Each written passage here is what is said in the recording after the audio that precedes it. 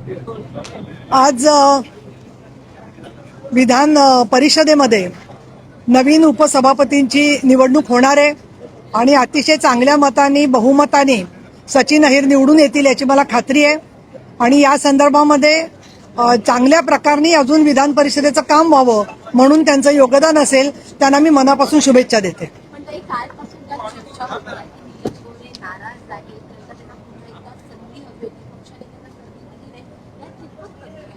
मुळामध्ये आता अनपेक्षित एखादा निर्णय झाल्यावर थोडंसं आश्चर्य वाटू शकतं, परंतु माननीय शिंदे साहेबांचं माझं आदल्या दिवशी तपशीलवार बोलणं झालं होतं आणि त्यावेळेलाही त्यांनी सांगितलं होतं की सकाळी 10:30 वाजता आम्ही निर्णय जाहीर करू। हिंदू हृदय सम्राट बाळासाहेब ठाकरे यांच्या पद्धतीप्रमाणे योग्य तो निर्णय पक्षश्रेष्ठी योग्य त्यावेळेला घेतील या संदर्भात माझी पूर्ण खात्री आहे। मला त्यांनी विधान परिषदेमध्ये परत संधी दिलेली आहे। त्याचबरोबर 2022 पासून ते आता 2026 पर्यंत मधल्या काळामध्ये उपसभापती म्हणून काम करत असताना माननीय एकनाथजी शिंदे तसंच देवेंद्र फडणवीस, त्या काळामध्ये अजितदादा पवार, आता सुनेत्रा पवार, या सगळ्यांनी जो माझा वेळोवेळी सन्मान केला आहे। आमच्या मंत्र्यांनी सगळ्यांनी कायम आम्ही दिलेले निर्देश गांभीर्याने घेतलेले आहेत आणि एकनाथ शिंदे साहेबांनी विधान सभेची निवडणूक असेल, लोकसभेची निवडणूक असेल, या सगळ्यामध्ये शिवसेनेचा नेता म्हणून जबाबदारी टाकलेली आहे। माझे पुस्तक प्रकाशन असेल, माझे कुठले कार्यक्रम असतील, त्या प्रत्येक कार्यक्रमामध्ये त्यांनी लाडकी बहीण योजनेचा जो त्यांनी प्रचार प्रसार केलाय, त्यामुळे स्त्रियांमध्ये महाराष्ट्रामध्ये एक फार मोठी शक्ती उभी राहिलेली आहे आणि त्याच्यामुळे कोण नाराज असेल तर त्या लोकांनी स्वतःची नाराजीची कारणं माननीय साहेबांच्याकडे द्यावीत।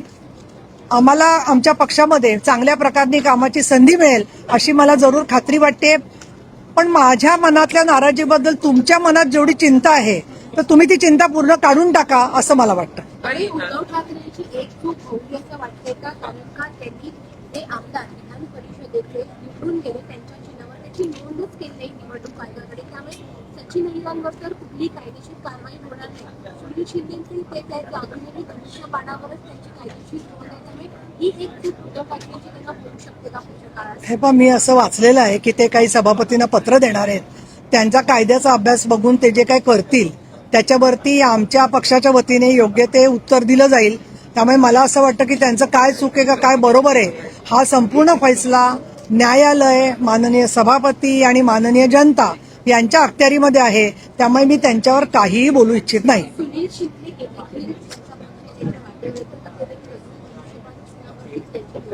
तेव्हा मी कुठल्याही व्यक्तीचं नाव घेणार नाही। ज्या ज्या व्यक्तींना, ज्या ज्या आमदारांना, ज्या ज्या पदाधिकाऱ्यांचा माननीय शिवसेना प्रमुख बाळासाहेब ठाकरे यांच्या मार्गावरती चालणारे नेते म्हणून एकनाथजी शिंदे यांच्याबद्दल आस्था असेल, बांधिलकी असेल, ममत्व असेल, त्या प्रत्येकाच्या संदर्भातला योग्य तो निर्णय माननीय शिंदे साहेब घेतील असं मला सांगावंसं वाटतं।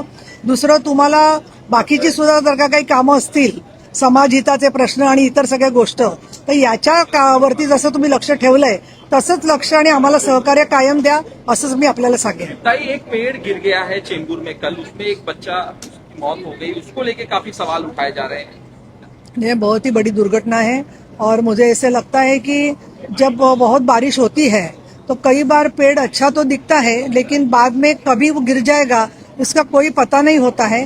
लेकिन उसका असेसमेंट एनी म्यूनिसिपल कॉरपोरेशन, फिर बीएमसी हो या पीएमसी हो, वो लोग वो करते हैं और जब उसकी शाखा को काटा जाता है तब भी उनको अंदाज आता है कि क्या ये नुकसानी कर सकता है क्या, तो उसके बारे में उन्होंने कुछ टेक्नोलॉजी यूज की है क्या, और इस तरीके से शाखा गिरने के बाद में जो बच्चे की मौत हो गई और लोग जख्मी भी हो गए काफी बच्चे, ये मुझे लगता है कि ऐसी घटना बार बार न हो इसके लिए कुछ तो काम हो सकता है। इसके बारे में हमारा डिजास्टर मैनेजमेंट का जो डिपार्टमेंट है बीएमसी का, वो उसमें और जरा ध्यान दे सकता है। ताई, कल सचिन अहिर आपकी पार्टी में आए, उसको लेके आदित्य ठाकरे ने सवाल उठाया कि ये ऑपरेशन टाइगर नहीं है, ये ऑपरेशन देवेंद्र फडणवीस है, इस तरह से सवाल उठा रहे हैं। मैं कुछ इसके बारे में नहीं कहना चाहती हूँ। मुझे लगता है वो अपना घर संभालने की कोशिश कीजिए, थोड़ी अकाउंटेबिलिटी रखिए सब लोगों से। एक वो अपने कलीग है ये समझ के अगर वो काम करते थे तो ज्यादा आसान होता था, लेकिन उनका जो युवा नेतृत्व है उसके बारे में मैं कुछ पर्सनल जवाब या उस पर कुछ आंसर नहीं देना चाहता। सचिन अहिर वर्ली से हैं और आदित्य ठाकरे भी वर्ली से, अब क्या लगता है इसके बाद क्या असर पड़ेगा वर्ली विधानसभा में? अभी देखिए, मेरी भी पढ़ाई और मेरा सब वास्तव्य वर्ली में ही हुआ है, आदर्श नगर में, और अभी भी मैं वर्ली में रहने को जाने वाली हूँ। तो मुझे लगता है कि वर्ली के लिए तो वर्ली हमसे सबसे प्यारा कॉन्स्टिट्यूंसी है, तो इसके लिए मुझे लगता है कि वर्ली की तरफ सबकी ध्यान है, अच्छी बात है। चलो, ताई, एक प्रश्न असा आहे की ज्या पद्धतीने नाही पहा, धार्मिक श्रद्धा ज्याचा त्याचा भाग आहे. महात्मा ज्योतिराव फुले आणि सावित्रीबाई फुले यांनी सत्यशोधक विचार मांडलेला होता, पण त्याच्यात निर्मिकाचा विचार म्हणजे ईश्वराचा विचार आहे. तो ईश्वर जर का वृक्षामध्ये पाहून मेधाताईंनी तिथे पूजा केली असेल, तर याच्या संदर्भामध्ये संपूर्ण अंधश्रद्धा निर्मूलनचा कायदा काही त्या काळामध्ये लागू नव्हता. त्यामुळे त्या काळातले नियम आता लावता येणार नाहीत. तिथे जर का वटवृक्ष असतील, अजून कुठल्या झाडाची पूजा कुठल्याही निसर्गाला बाधा न आणता कोण करत असेल, तर त्याच्यावर आक्षेप घेण्यासारखं काही आहे असं मला वाटत नाहीये. ताई, एक महत्वाचा प्रश्न आहे. असं म्हटलं जातंय समोरून बोल.